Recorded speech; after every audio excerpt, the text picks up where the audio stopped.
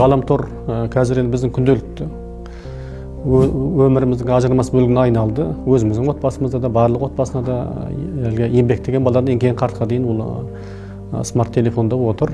Телефонға телмірген ұрпақ деген қазір бір әдемі термин шықты. Кейбір жаңағындай жан дүниесі қатайып, бір өмірі көк бөлеп, тағдырдан таяқ жеп, бір ағайын тұмамен жаңағындай қарым-қатынасы дұрыс болмай, түрлі себептер енді ол көп, психологиялық себептер. Сол адамдар өзінен өзі бір қатаяды да оқшаулана бастайды.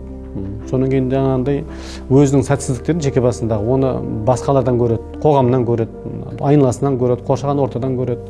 Содан кейін барып жаңағы виртуалды шейхтарды тыңдайды. Оның ойынша жаңағы виртуалды шейхтар тек қана Құдайдан қорқады. Ешкімге тәуелді емес. Ақиқатты жаңағындай көзін ағызып айтады деп сөйтіп сондай өзін өзі жаңағындай алдарқатып тыңдай бастайды. Шындығында ол виртуалды шейх ол өмірде бар ма, жоқ па, жасанды интеллекттен қазір бар мысалға. Бірақ енді өкінішке орай қазір жаңағындай мен шейхпін деп айтатын кісілер көбейді. Сол виртуалды шейхтар жаңағындай біріншіден Құдайдың алдында жауап беретін, екіншіден жаңағы қоғам бар, жергілікті жердің қалыптасқан қағидасы бар, салты бар, дәстүрі бар, ұлттық құндылық бар. Әр ауылдың өзінің ерекшелігі бар, жасыратыны жоқ. Қоршаған орта бар. Соның алдында жауапкершілігін сезінбейді, я ұқпайды. Немесе ол белгілі бір жаңағындай күштердің айдауымен, айтақтауымен айтылады.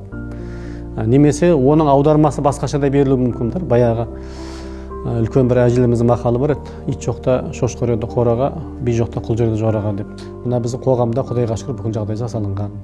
Қандай құлшылық қыламын дейсің, қандай білім аламын дейсің, ешкімге қысым жасамайды.